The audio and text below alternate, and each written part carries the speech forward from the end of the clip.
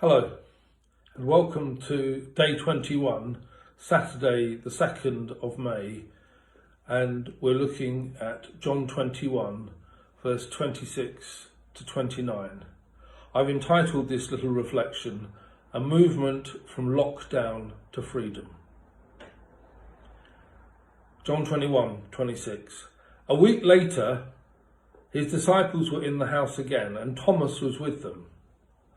Though the doors were locked, Jesus came and stood amongst them and said, "Peace be with you." Then he said to Thomas, "Put your finger here. See my hands? Reach out your hand and put it into my side. Stop doubting and believe." Thomas said to him, "My Lord, my God." Jesus told him, "Because you've seen me, you have believed. Blessed are those who have not seen and yet have believed." I'm going to reflect on these verses using a couple of visual aids, as is my norm.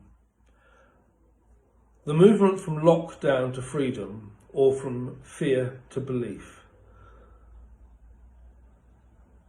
Let's start with lockdown. Lockdown is based on what it is that we really fear and what it is that holds us into our houses and stops us seeing each other.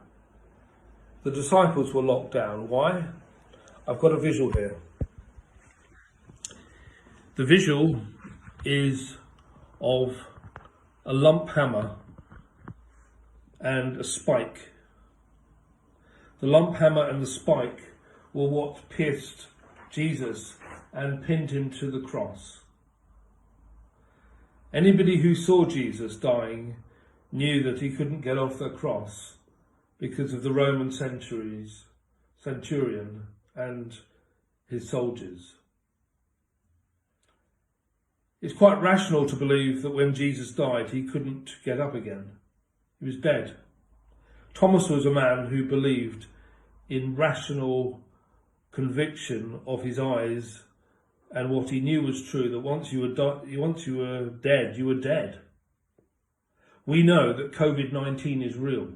It causes death. This causes us to be locked in.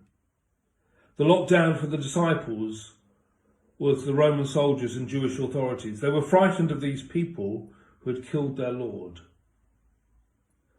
What is the way of breaking out of such abject horror, such pragmatic reality? Well, the change is supernatural. The change is Jesus. Jesus comes through a locked door. We don't know how. Believe me, theologians have pondered this much. They don't know what was Jesus like. What was his new physical body like? Well, it could move through a locked door. And he moved through this door, and who did he look for? He looked for Thomas. And Thomas encountered him, and Jesus went straight up to him with his wounded hands and his wounded side and said, "Thomas, put your hand into my wounds." In Greek, what Thomas said now was this: "O kurios mu, O theos mu." That means, "Oh my Lord, oh my God." It's amazing, isn't it, that when we use the words "oh my God," it's normally some expletive, but Thomas can be credited with it.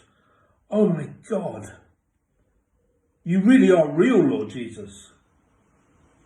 This utter conviction changes Thomas from fear to belief.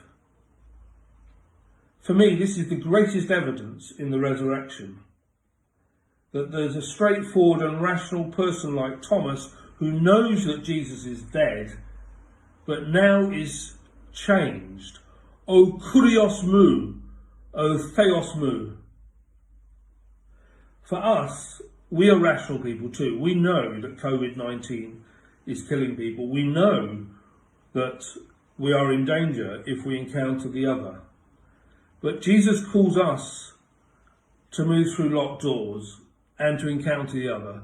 Maybe this little video and the way that the churches are talking to each other online is a real refresher to how we're going to be in the future.